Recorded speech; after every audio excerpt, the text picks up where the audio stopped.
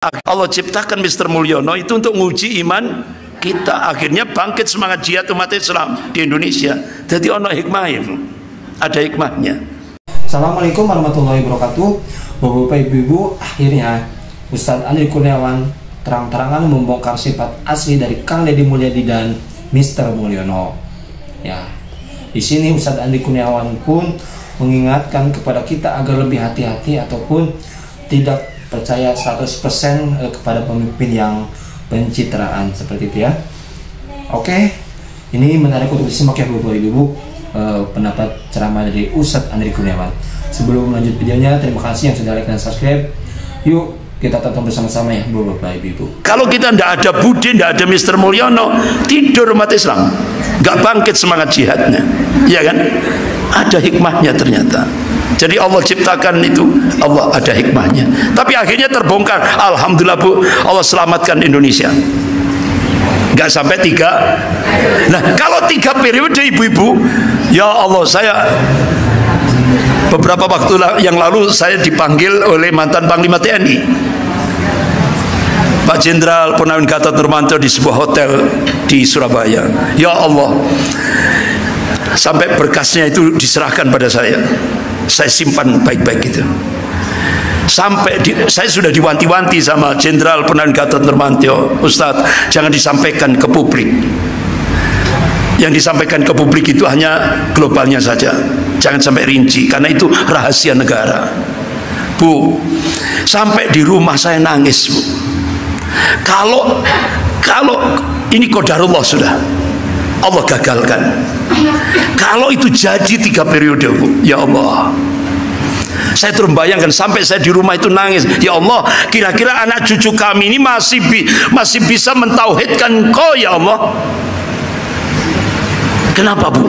Ternyata ketika kehidupan sekuler itu sampai 3 periode itu jadi, kehidupan sekulernya kafah, itu artinya entry point, pintu masuk kebangkitan komunis. Indonesia akan dijadikan negara komunis. Alhamdulillah, makar Allah lebih dahsyat. Nggak jadi. Allah masih menyelamatkan umat Islam Indonesia.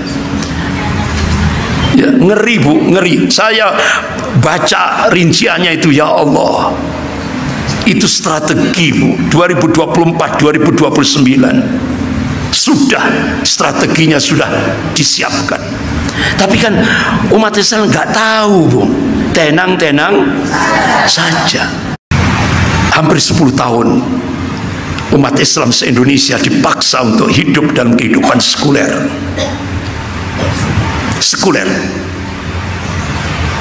artinya agama dipisah dalam kehidupan berbangsa dan bernegara. Agamanya sebatas privasi, pribadi. Akhirnya apa yang terjadi? Ini yang pertama, tata sosial kita, ya Allah, umat Islam diadu domba. Biayanya 20 triliun untuk mengadu domba umat Islam. Ini ngeri kita. Kiai diadu domba dengan habaib, PBNU diadu domba dengan PKB, sampai di media sosial itu siap perang sesama. Muhammadiyah dengan Salafi, ormas dengan ormas. Ya, ngeri kita. Padahal kita sudah diingatkan oleh Allah, wa'tasimu bihablillahi jami'a wa la tafarraqu. Hendaklah kalian semuanya berpegang pada tali agama Allah, wa la tafarraqu, jangan kalian berpecah belah, jangan kalian bercerai-berai. Bahkan Rasulullah memberikan wasiat. Qala Rasulullah sallallahu alaihi wasallam, al jama'atu rahmatun wal furqah adzabun. Bersatu itu rahmat, berpecah itu adalah azab. Ini hadis sahih rawahu Ahmad. Tapi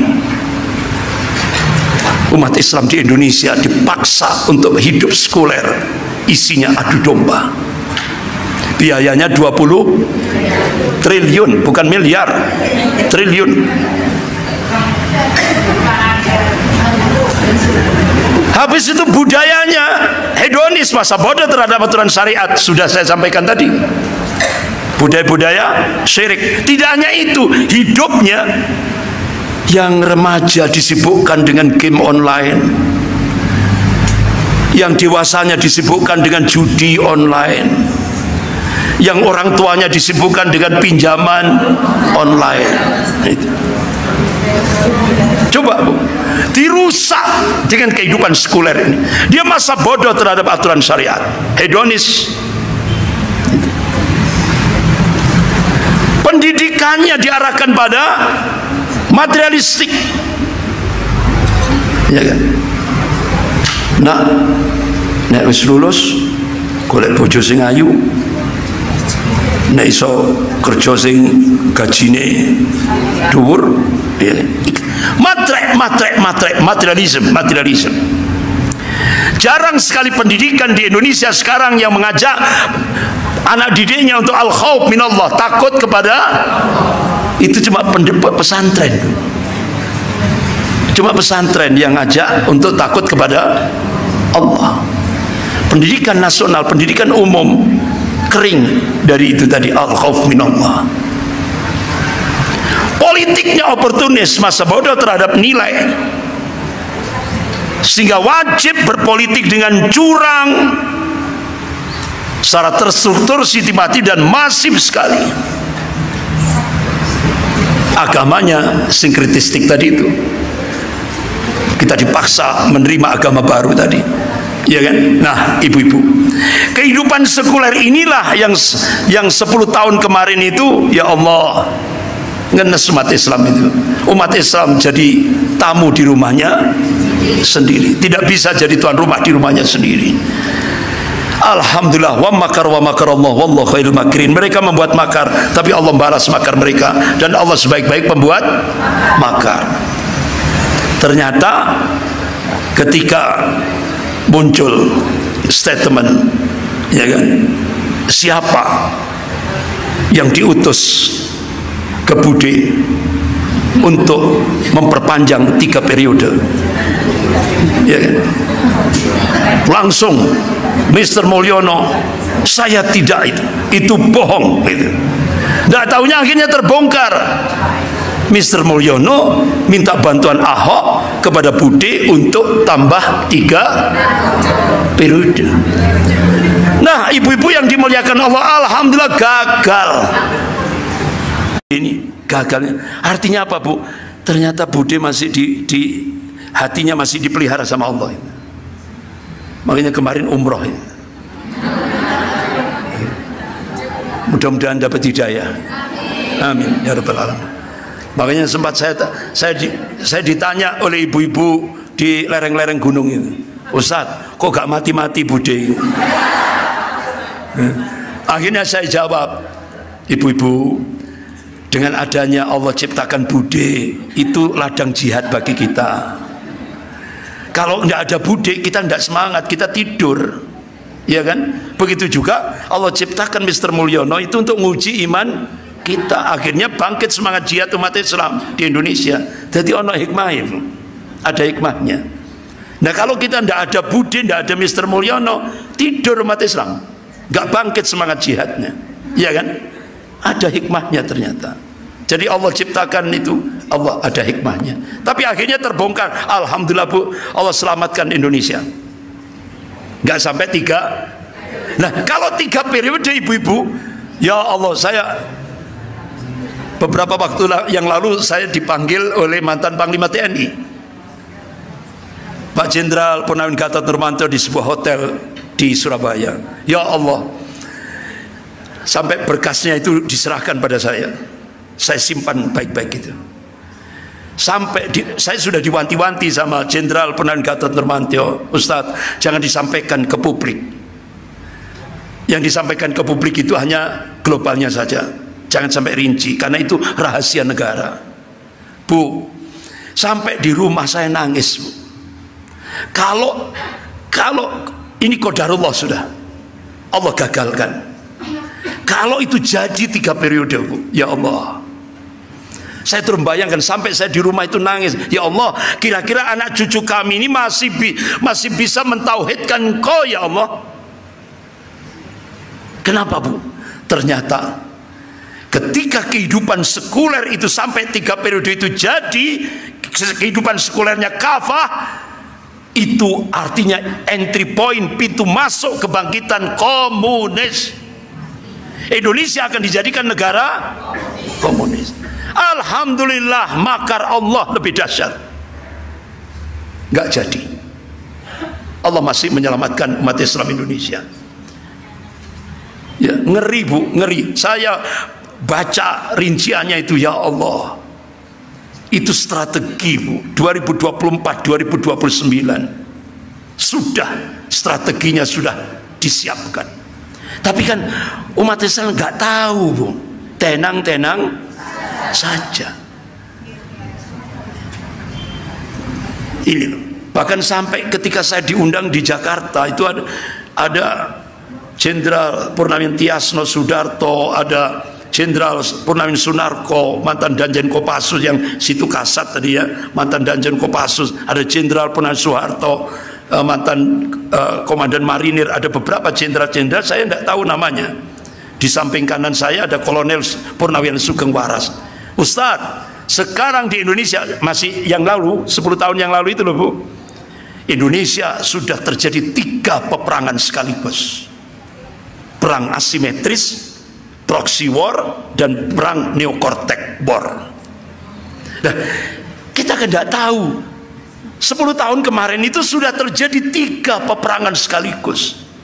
Nah, ibu kan tenang-tenang saja, masih bisa taklim, masih bisa ke pasar, masih bersama cucu, anak, ya kan? Ternyata Bu, jenderal-jenderal itu, ya Allah Ustaz, ini ngeri Ustaz, Indonesia ngeri Bu.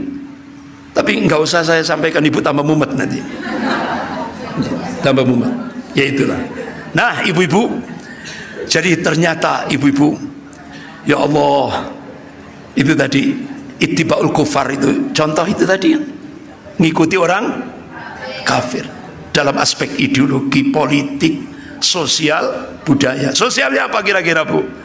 Ya contoh ibu-ibu, ketika kita menikahkan anak kita, ya kan, menikahkan anak kita itu kita pakai budaya Islam apa budaya Barat? Campuran ya Bu, ada budaya Hindu, ada budaya Barat. Kalau budaya Barat tanpa kursi, ya kan, tanpa kursi. Kalau walimah itu loh, resepsi tanpa kursi, itu pakai budaya Nasrani, ikut Nasrani. Terus habis itu pakai budaya Hindu, ngijek telur, mandi, kembang, mayang, macam-macam. Jadi kolaborasi antara Kristiani, Hindu, Kejawen, ya kan, campur aduk, ya kan. Padahal kita sudah itu tadi, ati Allah wa ati Rasul. Belum lagi ikhtilat, percampuran antara laki dan perempuan. Ya Allah, sudah Bu, nggak usah saya tambah sumpah nanti. Jadi ternyata berat Bu, ati Allah wa ati Rasul, berat. Nah ibu-ibu, apa sih fadilahnya, keutamaannya ketika kita sudah memberikan wala, loyalitas kepada Allah, Rasul dan orang mukmin?